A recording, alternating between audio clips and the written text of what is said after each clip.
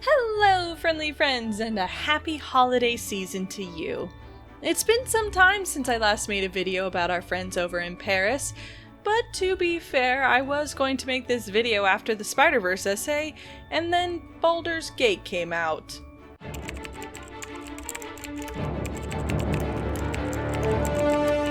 Needless to say, I haven't seen the sun in 3 months. But I have finally dragged myself out of my cave, and I'm ready to take on all the new Miraculous content I've missed while being away. Let's start with the movie.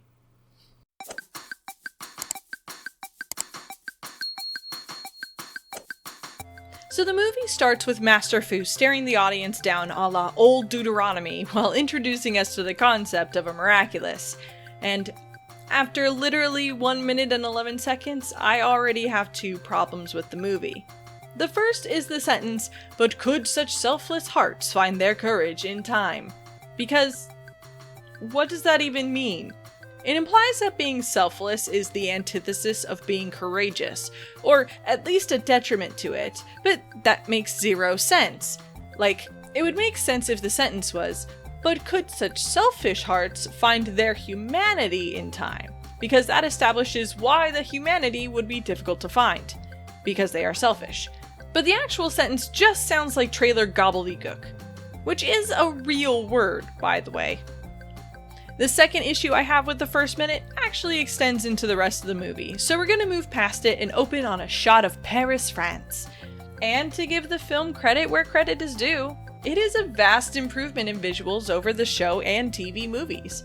The city looks far more lively with actual people hanging out on the streets, though the population is still comically small when compared to real Paris. The lighting is more interesting, there are some great texture details in the backgrounds, the models are an obvious upgrade. It's a very pretty movie regardless of what else you think about it. Like, look at how glossy these eyeballs are! You can literally see the world in Marinette's eyes. Speaking of Marinette, she's starting school today, as a loser with no friends, despite the fact she has a dad who makes unicorn cupcakes. Which I don't know about your school experience, but at my school, the person who brought in sweets for the whole class was the most popular kid, so I feel like Marinette doesn't understand the power she wields here. But don't worry, because her mom comes in to tell her to listen to her heart and believe in herself to make her dreams come true, setting a new record for fastest declaration of the moral in an animated children's film. Then Marinette goes full Disney princess as she starts to sing about that moral. And this entire sequence seems so out of place. For one, we haven't even met our protagonist yet. She said maybe 5 lines of dialogue and had a minute of screen time, so we as the audience have no idea what she's struggling with. We only know she has no friends and is worried about what they think of her, but the song isn't about that. Her song is about her worries about what she's supposed to do in life and believing in her dreams of being a fashion designer. But in the context of the movie, we have no idea why she thinks she can't be one, or why she feels the need to avoid people, or why she doesn't believe in herself. It's just too early for the "I Want" song to have any impact.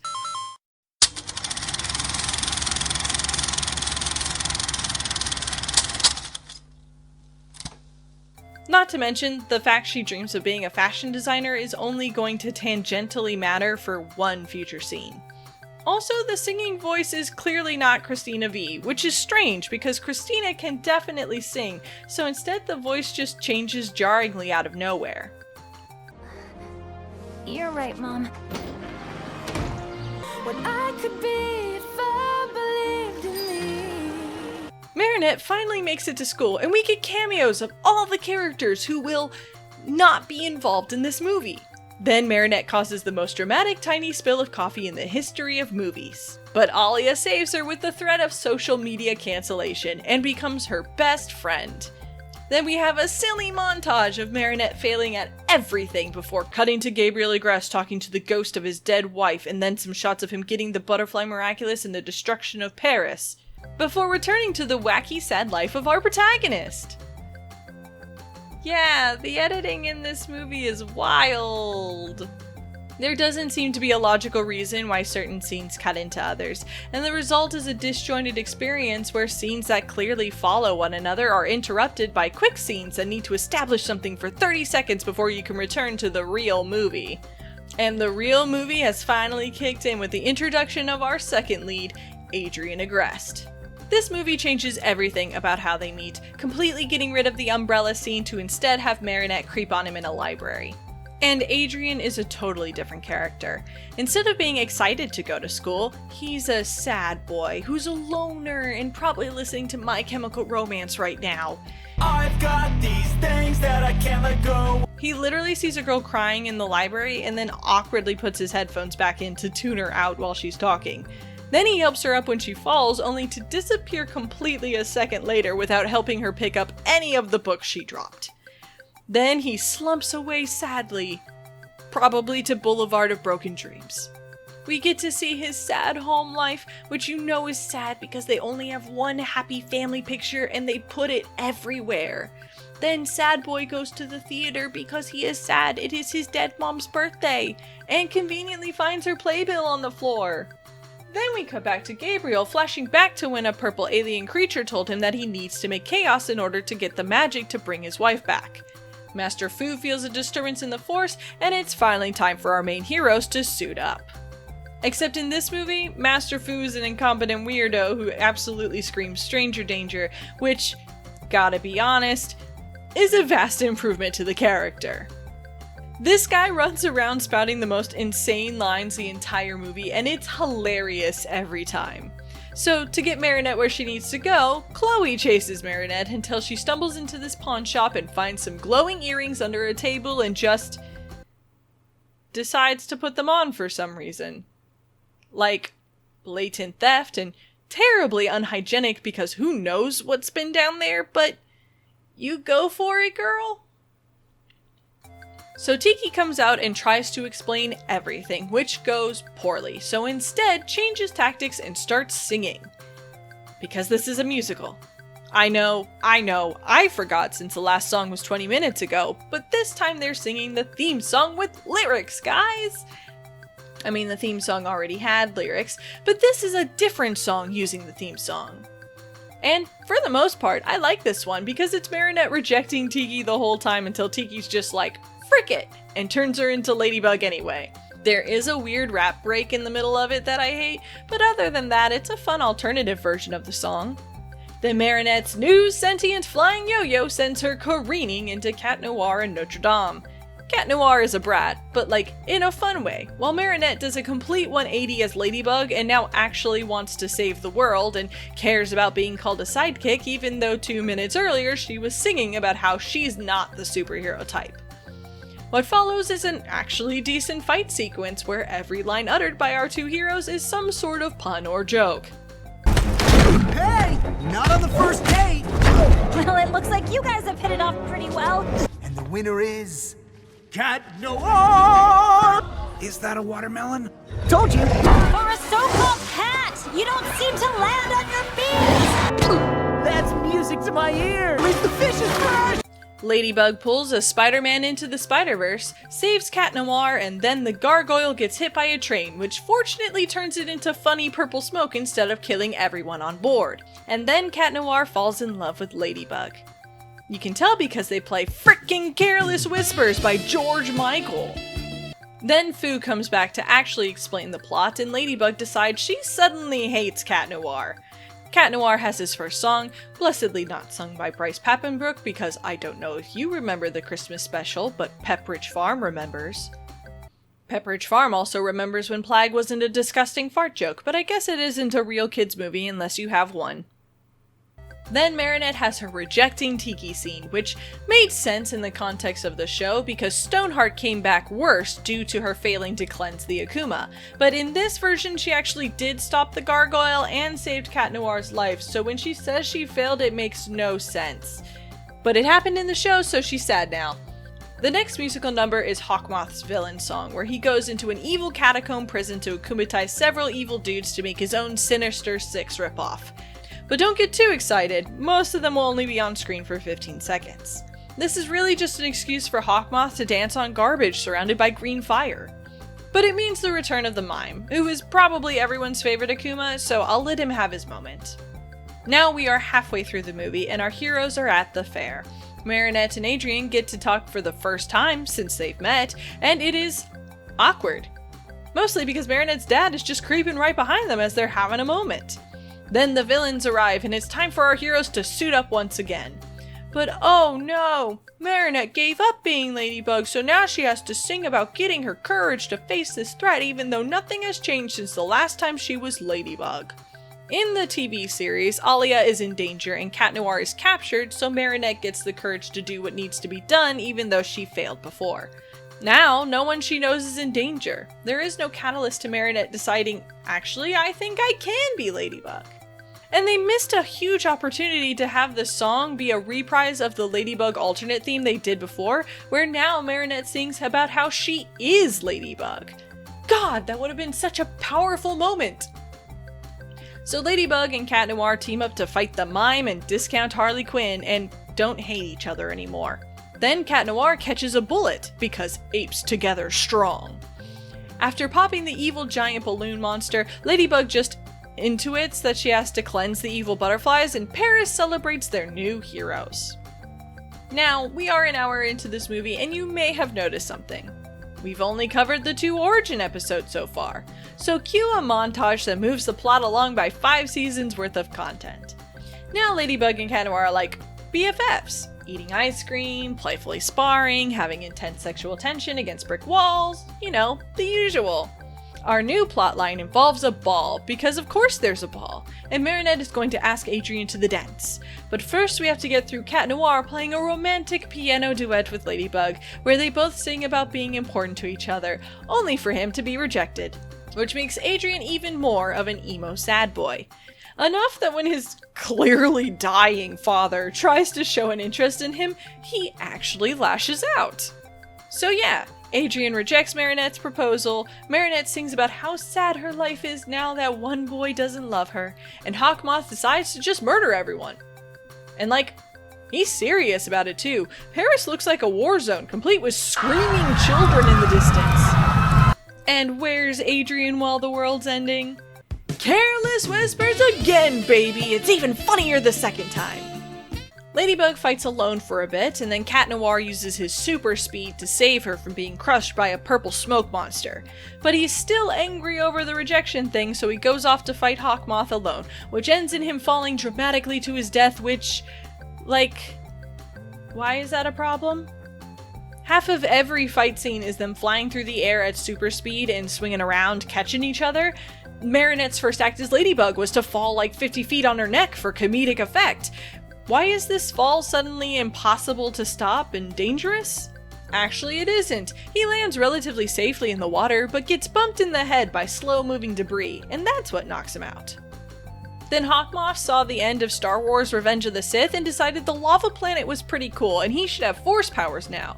So he takes Ladybug's Miraculous and Marinette has to get up and fight despite the lack of powers. So she leaps 50 feet in the air to protect Cat Noir from Hawkmoth's Butterfly Blast, which does nothing, because the only reason Hawkmoth is defeated is because he sees Adrien's face, which was revealed before the Butterfly Blast. Hawkmoth realizes he's won the award for worst dad in all of Paris, and that cleanses him of all evil. Then he tells Adrien the most generic story of things he already knows, because, like, Adrien knows his mom died. He doesn't need it explained in Disney animated cards. But that's all in the past, because his dad understands the message now. I understand now. The only power stronger than death is love. Then they hug it out, giant ghost mom joins, and Ladybug learns that the crazy old man was the crazy old man this entire time! No, seriously, apparently she didn't realize these two were the same person.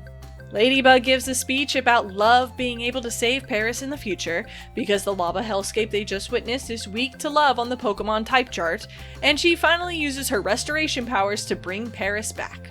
Which implies that the other times the city was destroyed, they had to fix it the old-fashioned way. 12 months of fighting over an infrastructure bill before construction takes 5 more months to fix that pothole outside your house, if it's ever fixed at all. Finally, Marinette gets her big payoff when she goes to the ball and everybody stares. Probably because she didn't bother to bring a mask to a goddamn masquerade party. I guess saving a city means you don't have to follow basic etiquette anymore. She meets up with Adrian, puts on his mask because even with a bright red and black polka dot dress with actual wings, he still doesn't get the hint, and kiss. Or they would if the screen didn't cut to black.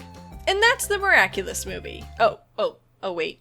Forgot the ending scene where Natalie looks at Adrian's mom's dead body in the basement, implying the existence of a sequel. Now we're done.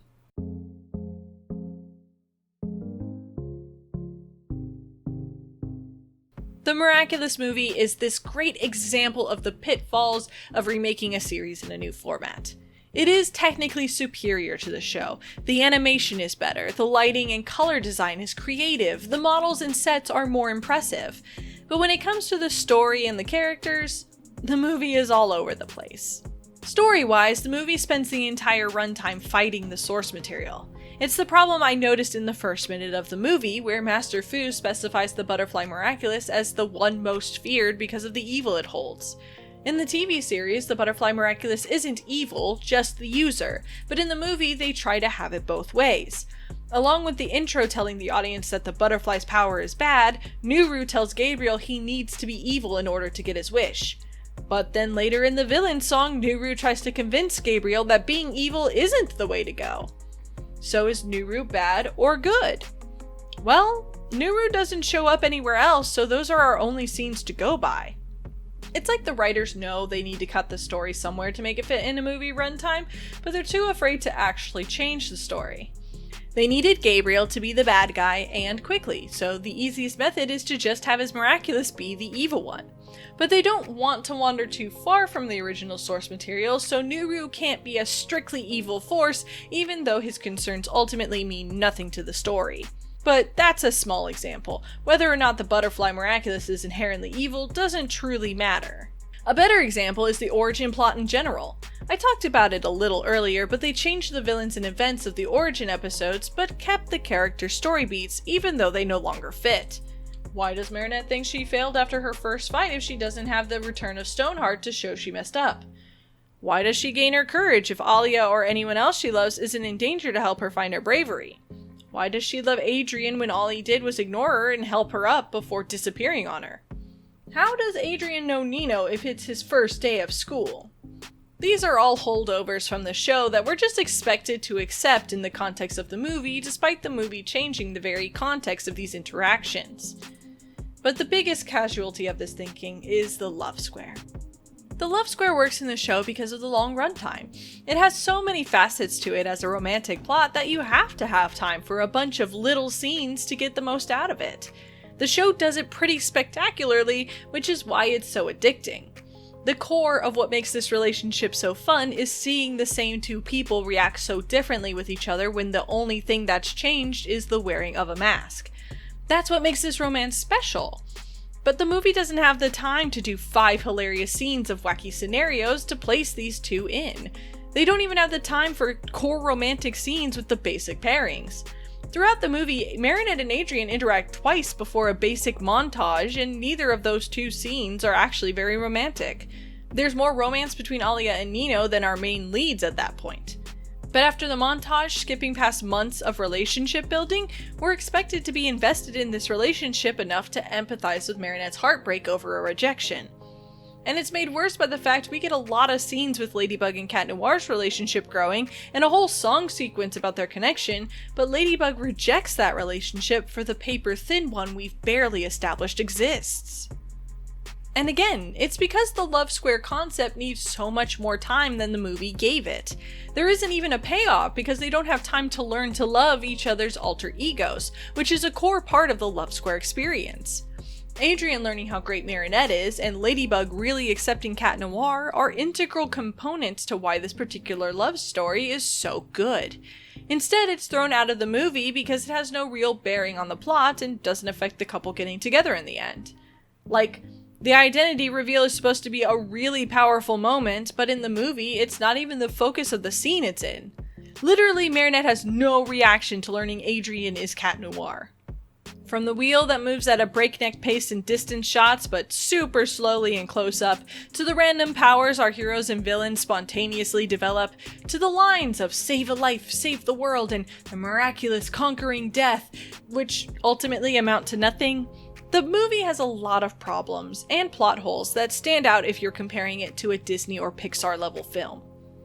But if you take the movie as a theatrical adaptation of a popular kids' TV series, it's actually quite good. It looks great, the cast is on point, the comedy is mostly good, the songs aren't heinous, the story is basic but fairly accurate. Even though it's messy, it has the spirit of the show. And I think part of this movie needs to be understood as a movie for fans instead of newcomers. Kind of like how the FNAF movie had a lot of references that didn't really make sense unless you were part of the YouTube fanatic audience, I think this movie made some assumptions that if you were watching, you'd seen the show. Characters like Chloe need to be introduced and explained to a new audience, but if you're a fan, you already know she's Marinette's longtime bully and Adrian's childhood best friend and a rich snob. The purification of the Akumas doesn't need to be telegraphed to fans because it's part of every episode. Marinette's affection for Adrian doesn't need to be a focus because we are all well aware of how deeply she feels for him. And I think that's where I land on this movie. If you're wondering why people watch Miraculous, it might not be the best starting place. But it's a good tie-in movie if you've seen the show.